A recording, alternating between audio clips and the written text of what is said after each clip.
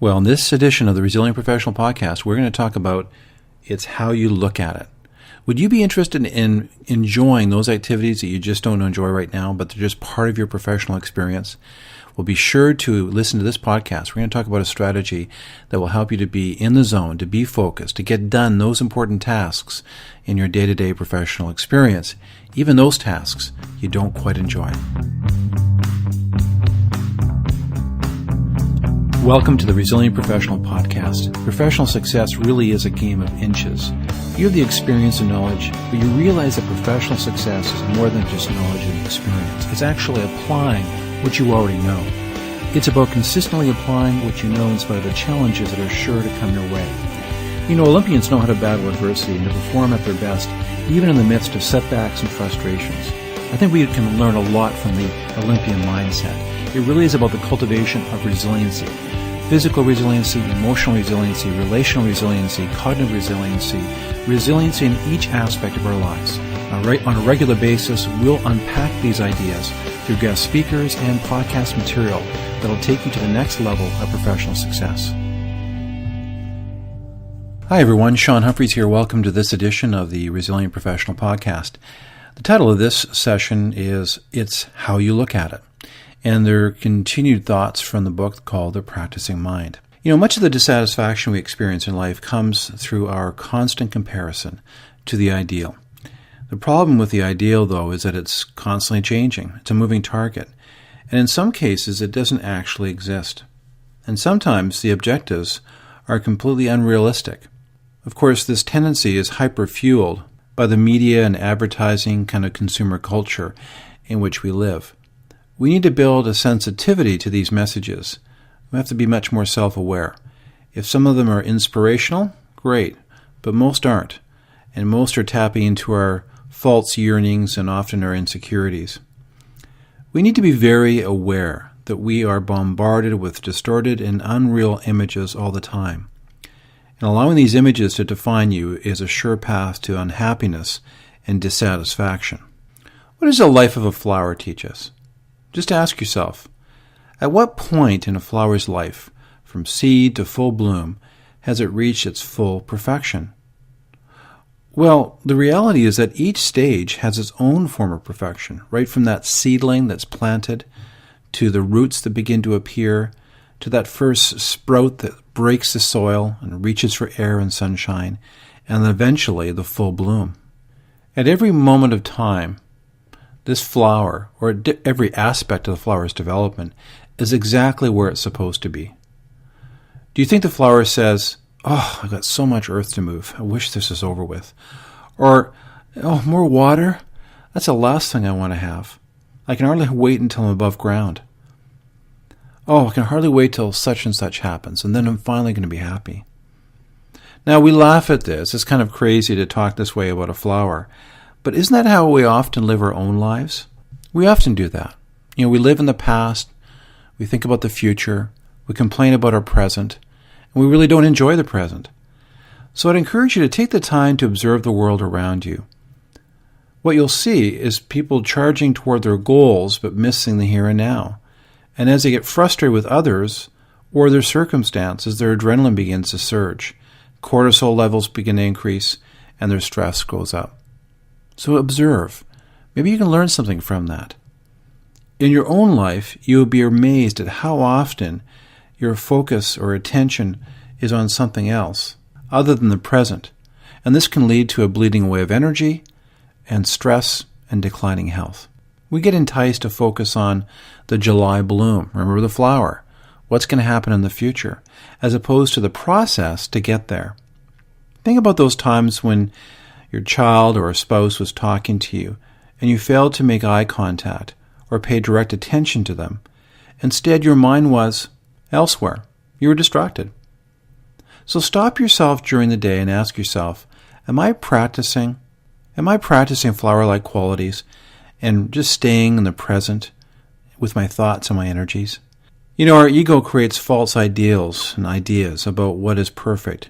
And if we're tracking in the right direction of reaching this ideal, many people have come to understand that to be future or past-based focus gets in the way of true contentment and fulfillment. And yet there is a paradox to cultivating being present or in the moment.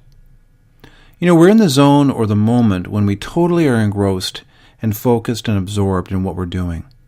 However, the moment we become conscious that we're in this state is the moment that we're now out of it. In order to enter into the present, we must have what's called the practicing mind. This is the mind we have when learning a new skill or having to marshal our powers of concentration to do it. What are some examples? Do you remember when you first started driving? That didn't feel natural at all. What about golfing or picking up a new sport or activity? That's the beginner's mind. It takes an awful lot of work to try to learn those new skills. As you become more competent, you don't have to focus quite as much, right? It becomes easier. And as you become more competent, you don't have to focus as much on the activity. And again, driving is a great example. It just becomes subconscious, or unconscious anyway. We engage in conversations while we drive, we listen to the radio, and even some people put on makeup. It becomes a challenge to get back to that original state of the practicing mind. Martial arts, for example, is very intentional in its instructions and cultivation of being present by asking participants to practice various moves over and over again in order to develop intention and awareness and focus. And when you're in the present and when you're focused, you're in the zone, you can never observe yourself during these times. Video games are a great example of pulling someone into a process-oriented, present-minded state. It's interesting that people can often move into this state, engage in recreational activities. Why is it that doesn't always translate into other areas of life, particularly our work life? Is it because we've prejudged the activity? One is work and the other is considered play? Really, it could apply to any activity that we need to do, but we feel is undesirable. So we have these biases, we have these inclinations about different activities that may not be right. Ultimately, what makes something work or play are really our judgments about them. The next time you're doing something you find undesirable, ask yourself why. Often it's subconscious, and it will be hard for you to put your finger on exactly why you feel the way you do. The author of The Practicing Mind floats the idea that one reason for this is the activity is both stressful and the activity takes a lot of decision-making. The next time you have to do a task that you are not crazy about and you've been putting it off, try to do this. First, tell yourself you're going to work on the present moment and to be process-oriented for the first half hour. After that, you can hate it as much as usual. Don't bring emotions into it and just stay in the present and do the tasks. And that could be cutting grass. When you do it, smell the clippings. What about your pace? Experience the firmness of the turf, the change in the surface, and look at the straight lines you're cutting with the lawnmower. The practicing mind can put you in control of even the most difficult situations and allows you to work with less effort and negative emotions for any activity. So let's summarize some of the main points that we covered off. So first of all, you don't want to get caught too much in thinking about the future and then maybe having regrets or negative emotions of the past. We often get locked into that cycle. Now, it doesn't mean that we don't have goals. We talked in a previous podcast that it's absolutely necessary to have goals. They create motivation, they create a vision for the future, and it's those inspiring visions of the future that create the energy, the rocket fuel for us to begin the journey in the first place. But once you've created that compelling future, we need to understand that it's a vision that's constantly changing. It's like the horizon. We never quite get to it. Dan Sullivan, a great business coach, talked about this. And he talked about the fact that we use these visions for the future as a rudder, as a way of moving in a certain direction. But we also look at the past to give us an idea of what kind of progress we're making. And often we fail to do that. But in between those 2 points is a present. And most of our work, most of the important work that we do, should be caught up in the present, to cultivate flow, to be in the zone, to focus on process and practice. So in this podcast, we talked about the importance of the practicing mind and being intentional and locking down into that day-to-day process, even in the things you don't like. The author encourages us to question why we don't like certain activities and to embrace those activities and to look for the things that are special about them, to really be engaged in the process.